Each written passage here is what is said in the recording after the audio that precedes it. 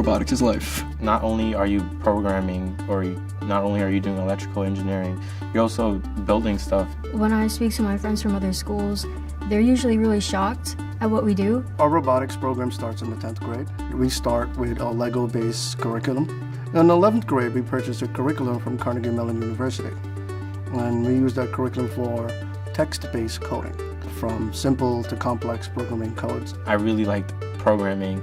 It gave me that experience of trial and error. And in the 12th grade, we move into a lot of hands-on building. Learning the theory is different from actually applying it to the robot.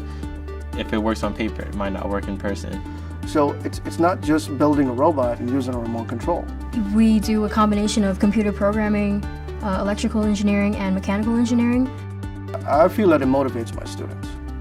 They could go home and play video games, or you can stay here and build a robot and use it as if it was a video game. The best part of the robotics program is winning competitions and making our teacher proud. I'm very proud of the fact that they've done the work to make it possible for us to attend Vex World.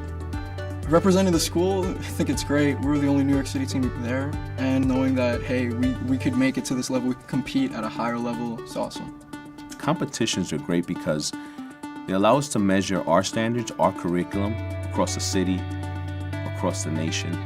And when we're winning first place as we have, that lets me know that we're doing the right thing by them. That lets me know that they can be employed across the nation. We have two major industry partners, and I have a post-secondary partner. It works out great that our students, after graduating high school, would have earned 3 college credits just being in our class every year. Well, I've attended numerous conventions and meetings and seminars, and all that has paid off. Because after networking with all these people, I finally got a scholarship with Con Edison for the summer. I hopefully want to be a robotic engineer for Marine Corps. Well, I'll be attending Vaughn College Aeronautic Technologies.